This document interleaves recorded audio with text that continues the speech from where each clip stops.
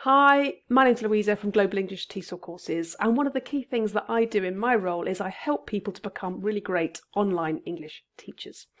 The first part of that is creating a great profile, and a profile that you can use perhaps on your website or on a third-party independent site for italki, Verbling, Preply, for example. And it's the kind of thing, it's the first thing that students are going to see about you. So writing a good profile is essential in order to capture and grab your potential students' imagination so they'll read it and hopefully book you for lessons. So what does a magnetic profile look like? Well, when I give this task to many of my trainees and say, go on, write a profile about yourself as an online teacher, quite often they write something like the following, which is what I'm going to show you now. And often they're very nice, but not particularly compelling or magnetic. Let's have a look at one together. So here is a profile for Stacey, who's a fictitious online English teacher, and she's written something, her profile for Verbling, italki. Have a read for 30 seconds and we'll discuss it.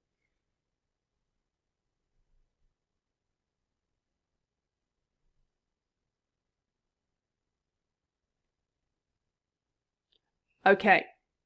So Stacey sounds really, really nice, but it's not particularly compelling. And this is a really typical profile that I see, okay? But there are 5 key reasons why this is not particularly compelling, and so 5 key things we can do to really make it much more magnetic. So here goes. Firstly, the real kind of secret around profiles is this. It's actually not about you. It's not about you, your life, what you like. It's not about you. It's about your students. It's about them. It's about what they like, okay? And the key test is really how often have you used I'm or I or my, and you can see here that Stacey's used this a lot. So what you want to be using are words like you, your, okay? Number 1. Number 2, we want to avoid long, complex sentences after completing I travel. Okay, don't want any of that. We keep it short, direct, and to the point. This is not a literary masterpiece. Remember, your students' first language is not English. Keep it real simple. Thirdly, we need to lose idiom. Things like you're in the driving seat. That needs to go. It sounds friendly, but actually idioms are really difficult for learners to understand. So for potential students reading your profiles, getting to words it doesn't understand, they're just going to skip and go and find somebody's that they do understand. Simple as that. So ignore and leave the idiom out. 4th thing, there's no call to action. There's no immediacy. You're reading the profile, so what? Okay, you need something like call me or book now for a free trial or something like that, at least once in your profile at the end, and perhaps more than once. 5, it's kind of general. Okay, so I love travelling and cultures, and yeah, so does everyone. There's nothing, meaty, nothing to hang on to here. Nothing particularly niche.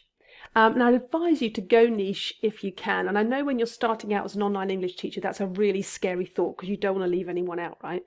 But if you can go niche, that could be your real strength, your real selling point.